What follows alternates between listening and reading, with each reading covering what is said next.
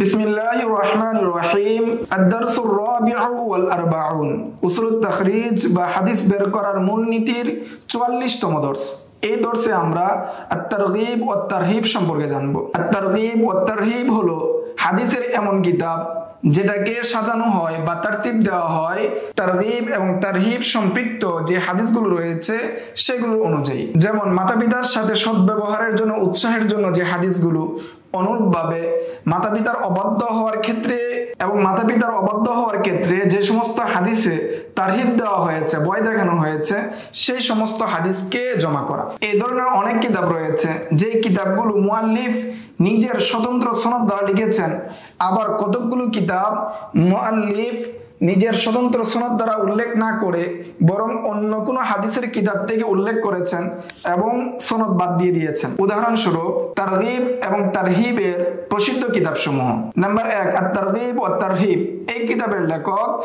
জাকিউদ্দিন আব্দুল আজিম ইবনে আব্দুল কওয়ি আল-মুনজিরি। ওনার ওফাত 656 হিজরিতে। তিনি এই কিতাবের মধ্যে সনদকে বাদ দিয়েছেন এবং বাদ দিয়ে সাথে সাথে এই হাদিসটা কোন কিতাব থেকে তিনি তাখরিজ করেছেন, কোন কিতাব থেকে নিয়ে এসেছেন সেটাও উল্লেখ করেছেন এবং সেই হাদিসের মানও তিনি উল্লেখ করেছেন। নাম্বার 2, আত-তারগীব ওয়াত তারহিব। এই কিতাবের লেখক আবুল হাফস ওমর ইবনে আহমদ, উনি প্রসিদ্ধ হলেন ইবনে শাহিন নামে। ওনার ওফাত 385 হিজরিতে। এই কিতাব তিনি স্বতন্ত্র নিজস্ব সনদে উল্লেখ করেছেন এবং পরিপূর্ণ সনদ এই কিতাবে তিনি উল্লেখ করেছেন। আজকের দর্স এই পর্যন্তই। আগামী দর্সে আমরা আজ-জুহুদ ওয়াল ফাযাইল ওয়াল আদাব ওয়াল আখলাক সম্পর্কে বিস্তারিত জানবো। আসসালামু আলাইকুম ওয়া রাহমাতুল্লাহ।